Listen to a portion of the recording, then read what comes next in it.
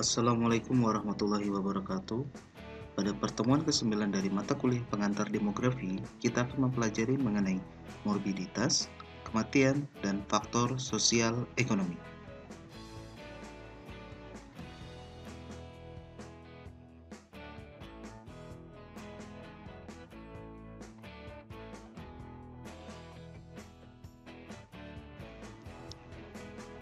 Empat, analisis determinan kematian anak hasil sensus penduduk 2010. Bicara mengenai analisis determinan kematian anak hasil sensus penduduk 2010, tujuannya adalah untuk memperoleh gambaran ketidaksetaraan status kesehatan anak berdasarkan indikator angka kematian anak, yaitu AKB, AKBA, dan AKBA.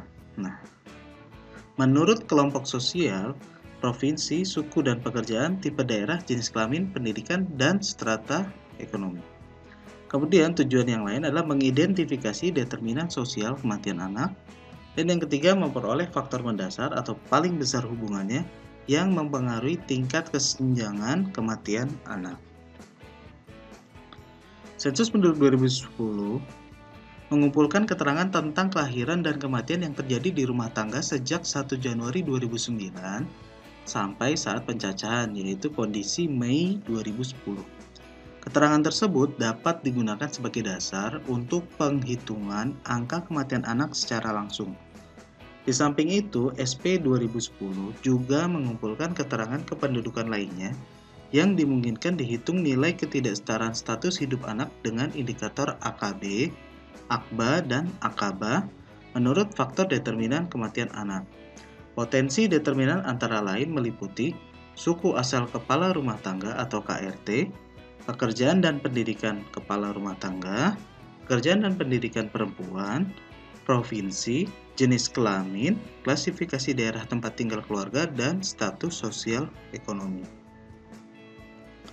Kerangka konsep yang digunakan dalam analisis determinan kematian anak ini adalah Social Determinant of Health atau SDH. SDH menunjukkan kondisi sosial ekonomi dan mekanisme politik yang memberikan pengaruh dalam meningkatkan posisi sosial ekonomi. Penduduk terstratifikasi berdasarkan pendapatan, pendidikan, dan pekerjaan. Posisi sosial ini menentukan status kesehatan dan setiap individu mempunyai perbedaan dalam keterpaparan dan kerentanan terhadap kondisi kesehatannya. Analisis determinan kematian anak ini kalau kita buat ruang lingkupnya yang merujuk kepada konsep SDH atau hasil adaptasi itu kita dapatkan sebagai berikut. Jadi kita mendapatkan posisi sosioekonomi di mana pendidikan kepala keluarga atau perempuan sebagai kepala keluarga atau istri, kemudian kita mendapatkan pekerjaan kepala keluarga atau perempuannya, kemudian kita mengetahui status sosial ekonomi.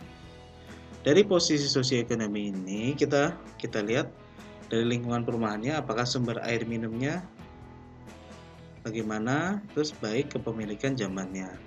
Kemudian dari akses kesehatan kita lihat cakupan dari Linakes dan cakupan dari imunisasi campak. Dan ini akan berkaitan dengan indikator angka kematian bayi dan angka kematian anak balita (AKBA). Sumber data yang digunakan dalam analisis ini adalah data sensus penduduk SP 2010 dan didukung dengan data Survei Sosial Ekonomi Nasional atau Susenas tahun 2010 dengan unit analisis adalah rumah tangga dan kabupaten atau kota. Analisis yang digunakan adalah analisis deskriptif dan analisis jalur untuk mengetahui efek langsung dan atau tidak langsung dari variabel eksogen ke variabel endogen maupun variabel endogen ke variabel endogen lainnya.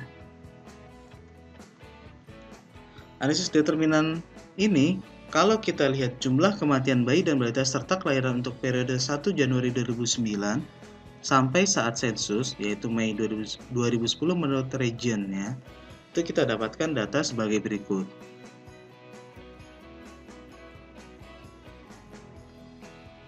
Nah, 74% jumlah kematian balita di Indonesia secara keseluruhan merupakan kontribusi dari jumlah kematian bayi.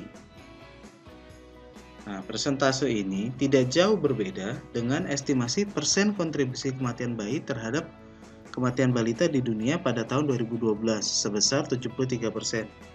Dihitung dari angka kematian bayi 35 per 1000 kelahiran hidup dan angka kematian balita 48 per 1000 kelahiran hidup. UNICEF tahun 2013. Kalau kita lihat nilai yang unadjusted, yang belum adjusted, dan persen kontribusi kematian bayi terhadap kematian balita menurut provinsi adalah sebagai berikut. Nah, gambar 47 ini menunjukkan nilai AKB, angka kematian bayi, AKBA, angka kematian anak balita, dan angka AKBA, angka kematian balita menurut region. Bila diperhatikan secara umum, region Jawa Bali merupakan region dengan 3 indikator kematian anak paling rendah. Pada region Sulawesi merupakan region tertinggi pada AKB, namun pada AKBA region Indonesia bagian timur yang paling tinggi sehingga mempengaruhi angka kematian balita di region tersebut. Nah, PET analysis atau analisis jalur menunjukkan bahwa peran sektor kesehatan umumnya lebih besar daripada sektor non-kesehatan. Determinan kematian anak balita ditentukan oleh 5 variabel. Peran terbesar adalah persalinan ditolong oleh tenaga kesehatan, diikuti dengan kepemilikan jamban, pendidikan kepala rumah tangga atau KRT, imunisasi, dan status sosial ekonomi. Determinan kematian bayi ditentukan oleh 4 variabel. Peran terbesar adalah persalinan ditolong oleh tenaga kesehatan, diikuti dengan kepemilikan jamban, pendidikan KRT, dan status sosial ekonomi. Nilai pengaruh determinan total terhadap kematian anak balita yang lebih besar dibandingkan kematian bayi menunjukkan bahwa untuk menurunkan angka kematian anak balita relatif lebih mudah dibandingkan menurunkan angka kematian bayi.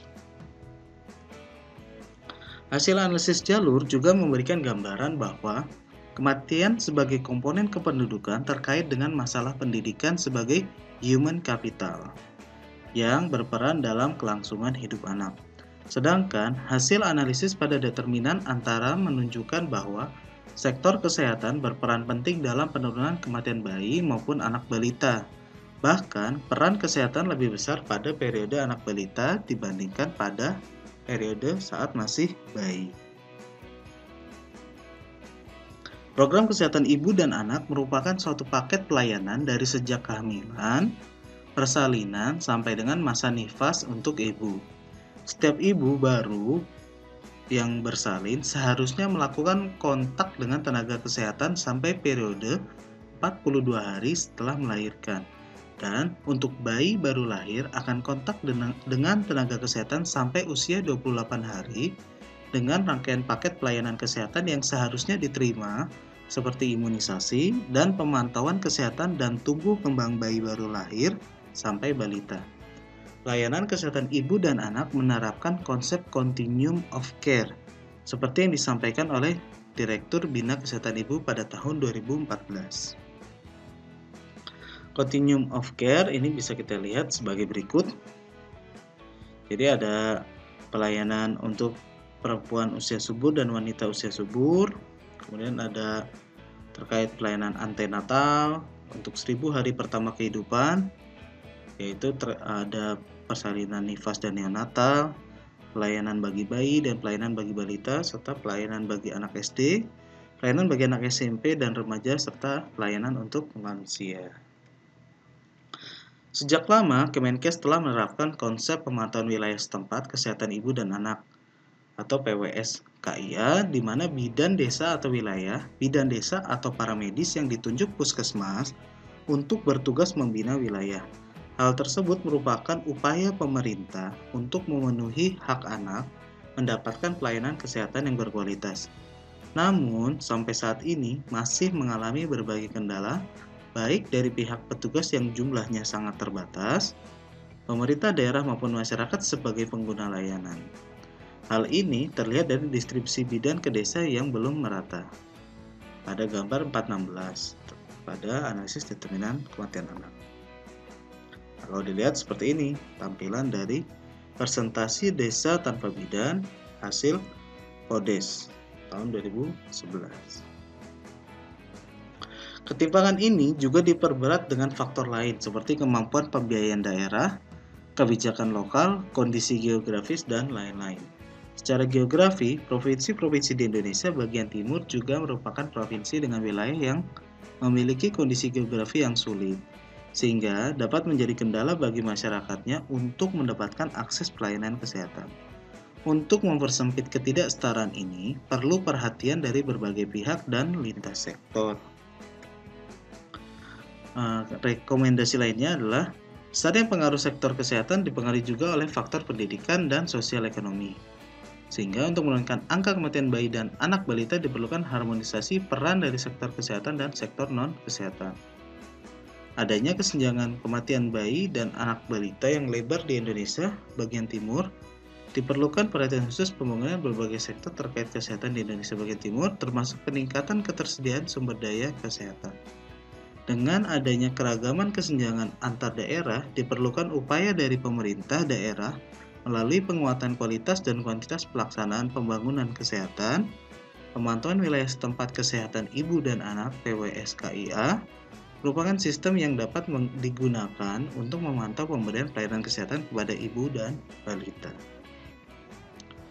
Sekian pertemuan kali ini pada mata kuliah pengantar demografi. Terima kasih. Tetap semangat, tetap sehat, dan jangan lupa bahagia. Wassalamualaikum warahmatullahi wabarakatuh.